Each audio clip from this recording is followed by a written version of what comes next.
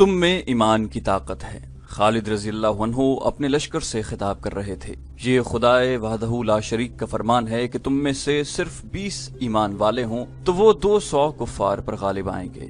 آتش پرستوں کا لشکر اور ان کے ساتھی عیسائی بھاگ کر دور نکل گئے تھے۔ میدان جنگ میں لاشیں بکھری ہوئی تھیں اور ایک طرف مال غنیمت کا انبار لگا ہوا تھا۔ خالد رضی اللہ عنہ اس انبار کے قریب اپنے گھوڑے پر سوار اپنی فوج سے خطاب کر رہے تھے۔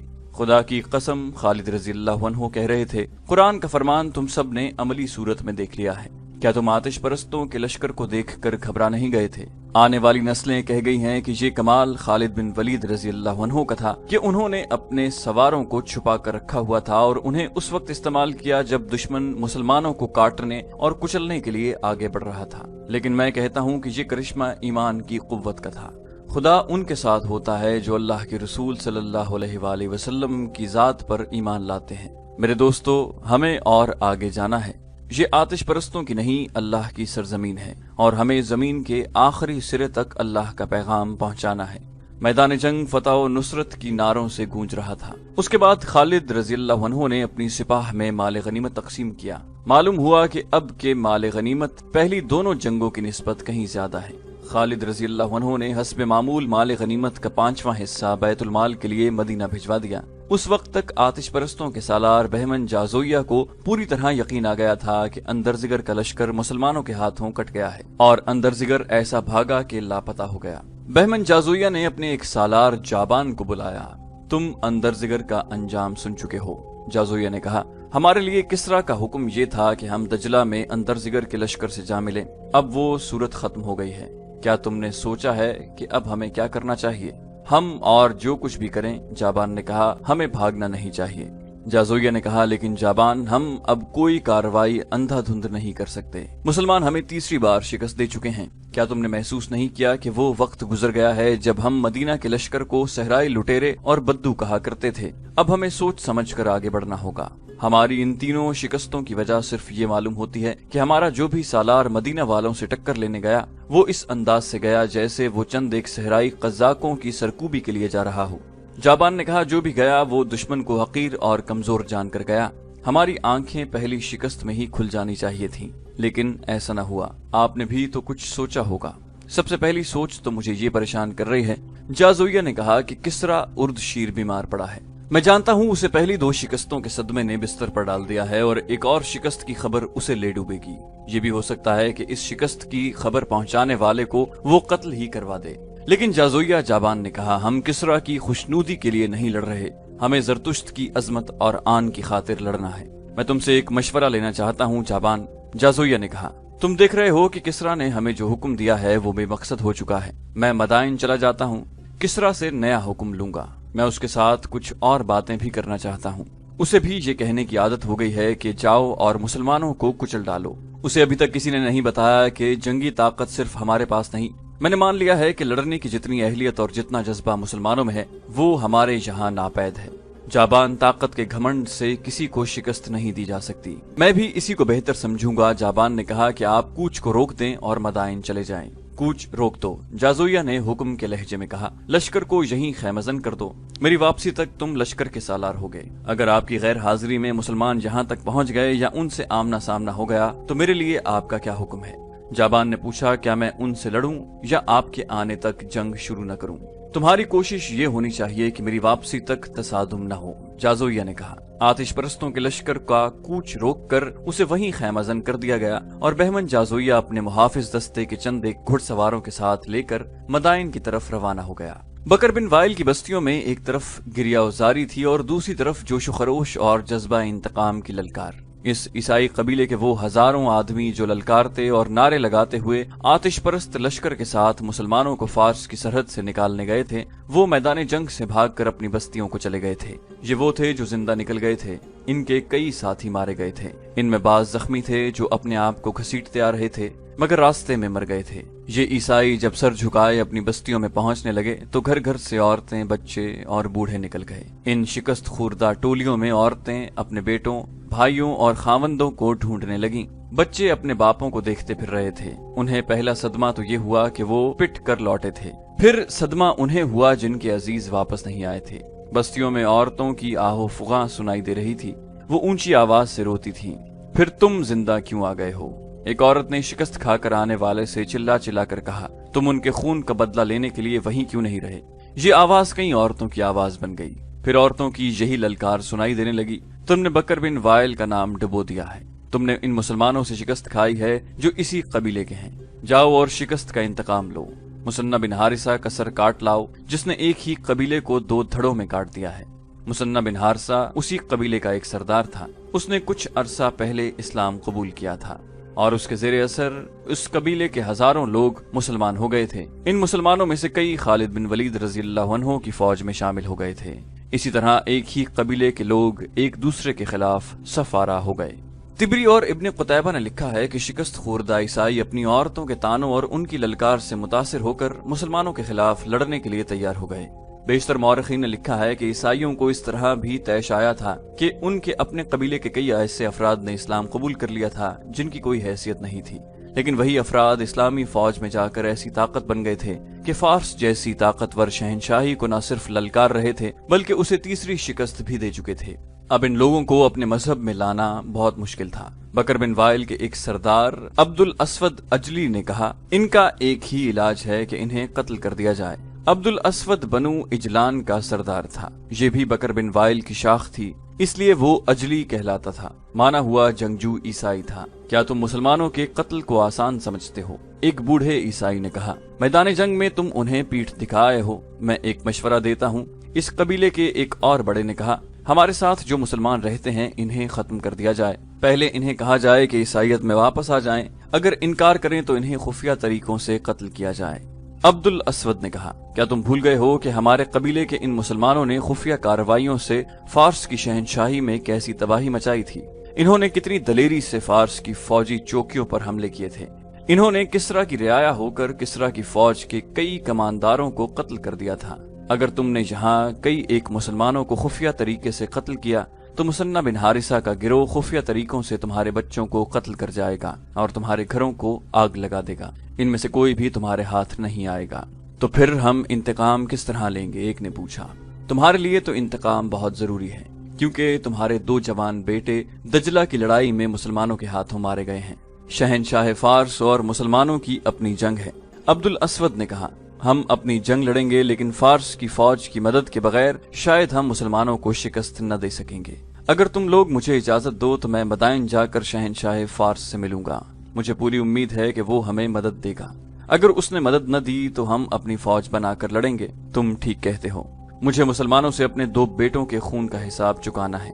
ईसाइयों के सरदारों ने उसी वक्त फैसला कर लिया कि जिस कदर लोग मुसलमानों के खिलाफ लड़ने के लिए तैयार हो सकें, वो दरियाए फिरात के किनारे उलैयस के मकाम पर इकट्ठे हो जाएं और उनका सरदार आला अब्दुल अस्वद अजली होगा। कबीला बकर बिन वाइल और उसके झेली कबीलों के जज्बात भड़के हुए थे। उनके जख्म ताजा थे। मुसलमानों के हाथों हलाक होने वालों के घरों में मातम हो रहा था। इन हालात और इस जज्बाती कैफियत में नौजवान भी और वो बूढ़े भी जो अपने आप को लड़ने के काबिल समझते थे, लड़ने के लिए निकल आए। ये लोग इस कदर भड़के हुए थे कि जवान लड़कियां भी मर्दों के दोष बदोश लड़ने के लिए तैयार हो गईं। इराकी ईसाइयों के अजाइम, जंगी तैयारियां और उलैयस के मकाम पर उनका एक फौज की सूरत में इज्तिमा खालिद रज़ियल्लाहु अन्हु से पोशीदा नहीं था।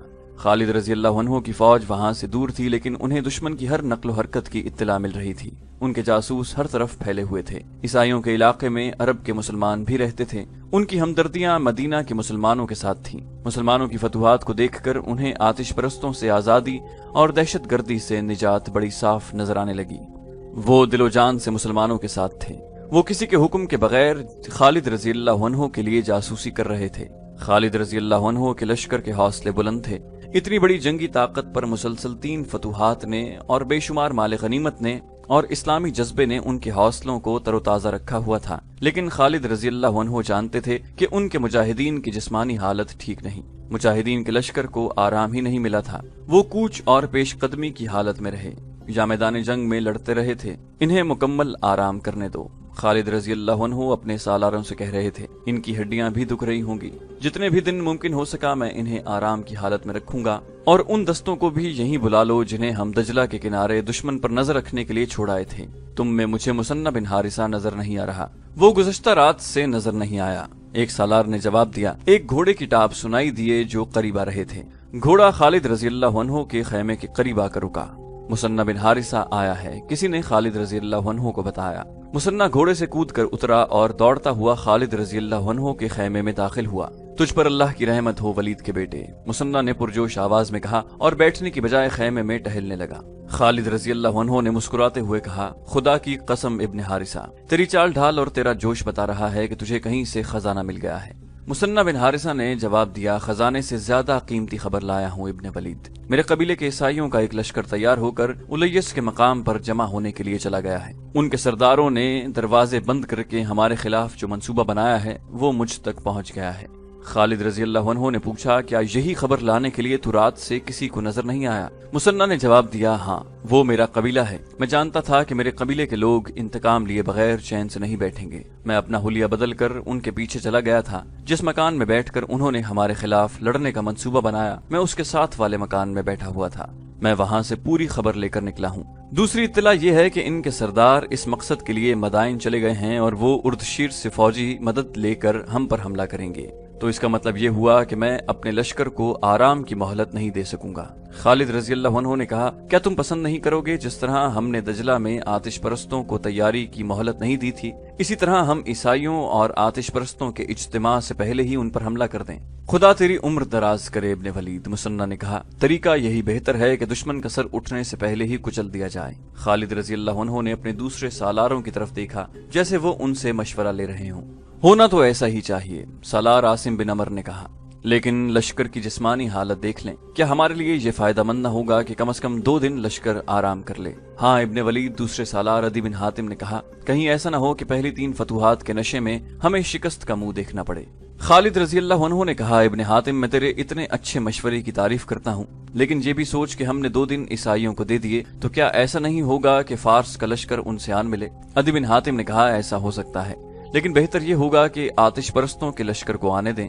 یوں بھی تو ہو سکتا ہے کہ ہم بکر بن وائل کے عیسائیوں سے الجھے ہوں اور آتش پرست عقب سے ہم پر آ پڑیں۔ جس کو ہمارے خلاف لڑنا ہے اسے اس میدان میں آنے دیں جہاں وہ لڑنا چاہتا ہے۔ ابن ولید، مثنى بن حارثہ نے کہا، کیا تم مجھے اجازت نہیں دے گا کہ عیسائیوں پر حملے کی پہل میں کروں؟ تو نے ایسا کیوں سوچا؟ خالد رضی اللہ عنہ نے پوچھا۔ اس لیے کہ جتنا انہیں میں جانتا ہوں اتنا کوئی اور نہیں جانتا، مثنى بن حارثہ نے کہا، اور میں اس لیے بھی سب سے آگے ہو کر ان پر حملہ کرنا چاہتا ہوں کہ ان کے منصوبے میں یہ بھی شامل ہے کہ ان کے قبیلے کے جن لوگوں نے اسلام قبول کر لیا ہے انہیں قتل کر دیا جائے۔ میں انہیں کہوں گا کہ دیکھو کون کسے قتل کر رہا ہے۔ اس وقت ہماری نفری کتنی ہے؟ خالد رضی اللہ عنہ نے پوچھا۔ 18,000 سے کچھ زیادہ ہی ہوگی، ایک سالار نے جواب دیا۔ جب ہم فارس کی سرحد میں داخل ہوئے تھے تو ہماری نفری 18,000 تھی۔ خالد رضی اللہ عنہ نے کہا، اس علاقے کے مسلمانوں نے میری نفری کم ہونے نہیں دی۔ مورخوں نے لکھا ہے کہ ان 3 جنگوں میں بہت سے مسلمان شہید اور شدید زخمی ہوئے تھے۔ بعض نے لکھا ہے کہ نفری تقریباً آدھی رہ گئی تھی، لیکن مثنى بن حارثہ کے قبیلے نے نفری کی کمی پوری کر دی تھی۔ آتش پرستوں کا سالار بہمن جازویہ اردشیر سے نیا حکم لینے مدائن پہنچ چکا تھا، لیکن شاہی طبیب نے اسے روک لیا۔ اگر کوئی اچھی خبر لائے ہو تو اندر چلے جاؤ۔ طبیب نے کہا، اگر خبر اچھی نہیں تو میں تمہیں اندر جانے کی اجازت نہیں دے سکتا۔ خبر اچھی نہیں، جازویہ نے کہا، ہماری فوج تیسری بار شکست کھا چکی ہے۔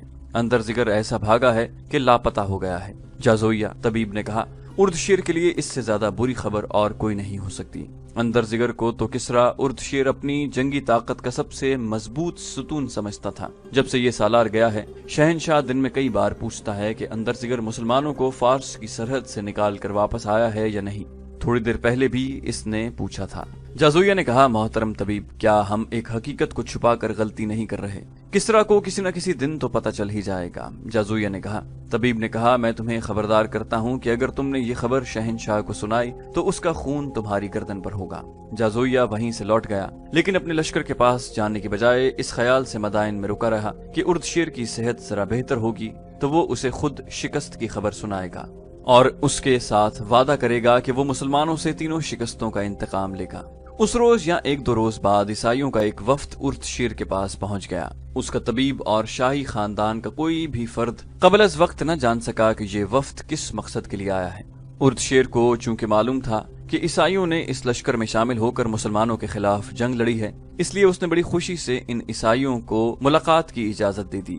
इस वफ्त ने उर्दशीर को पहली खबर ये सुनाई कि सालार अंदरजिगर शिकस्त खा गया है। अंदरजिगर शिकस्त नहीं खा सकता। उर्दशीर ने एक झटके से उठकर बैठते हुए कहा, क्या तुम लोग मुझे ये झूठी खबर सुनाने आए हो? कहाँ है अंदरजिगर?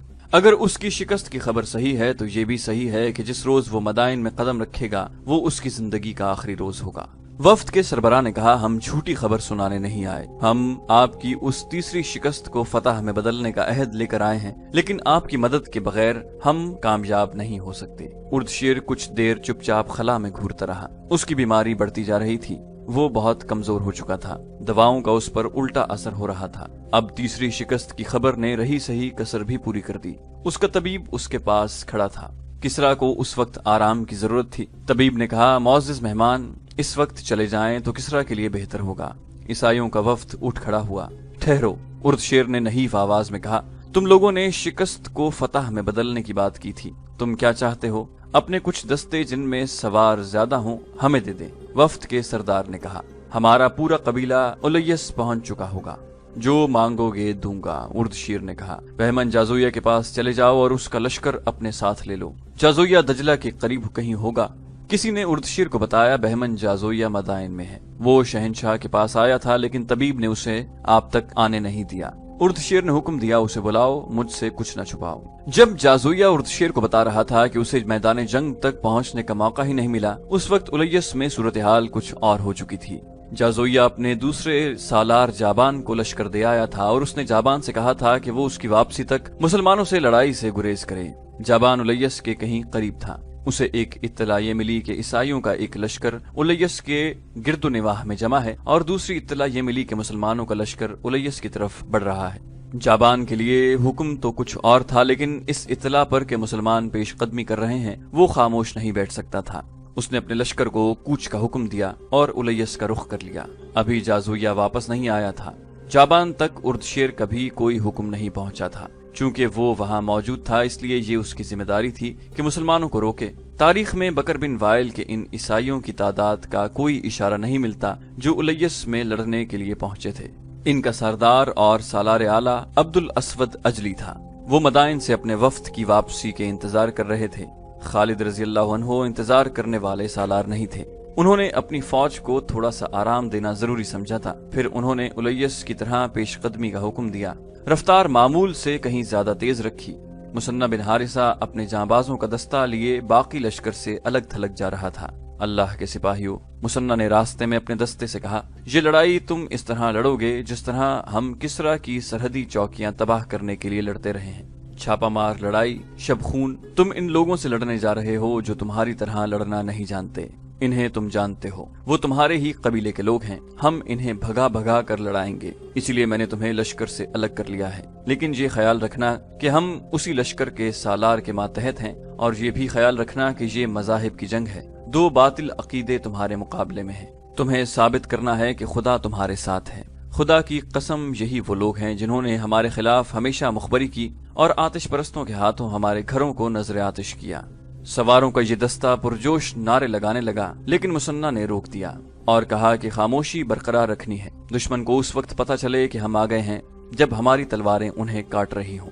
ईसाइयों का लश्कर उलैयस के मकाम पर पड़ाव डाले हुए मदाइन से अपनी वफ्द की वापसी का इंतजार कर रहा था। होशियार, दुश्मन आ रहा है। ईसाई लश्कर के संतरियों ने वावेला बपा कर दिया, खबरदार होशियार। हड़बोंग मच गई। उनके सरदारों ने दरख्तों पर चढ़कर देखा, एक लश्कर आ रहा था। सरदारों ने दरख्तों के ऊपर ही से हुक्म दिया कि तीरंदाज अगली सफ में आ जाएं। ये लोग चूंकि बाकायदा फौज नहीं थे, इसीलिए उनमें नज़्म ज़ब्त और सब्र तहम्मुल की कमी थी। वो लोग हुजूम की सूरत में लड़ना जानते थे, फिर भी उन्होंने सफ बंदी कर ली।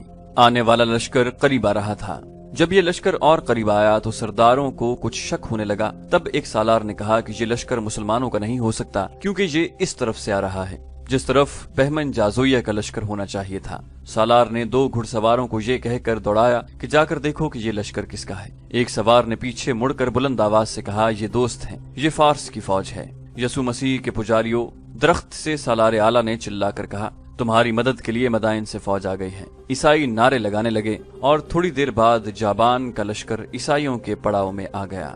जाबान ने उस लश्कर की कमान ले ली और ईसाई सरदारों से कहा कि वो अब उसके हुक्म और हिदायत के पाबंद होंगे। جابان نے عیسائیوں کا حوصلہ بڑھانے کے لیے پرجوش تقریر کی، جس میں اس نے انہیں بتایا کہ وہ انہیں پہلی 3 شکستوں کا انتقام لینا ہے۔ تم اپنی جوان عورتوں کو بھی ساتھ لائے ہو، جابان نے کہا۔ اگر تم ہار گئے تو یہ عورتیں مسلمانوں کا مال غنیمت ہوں گی، انہیں وہ لونڈیاں بنا کر لے جائیں گے، انہی کی خاطر اپنی جانیں لڑا دو۔ عیسائیوں کی صفوں میں جوش و خروش بڑھتا جا رہا تھا، وہ تو پہلے ہی انتقام کی آگ میں جل رہے تھے، اب اپنے ساتھ فارس کا ایک منظم لشکر دیکھ کر وہ اور زیادہ دلیر ہو گئے تھے۔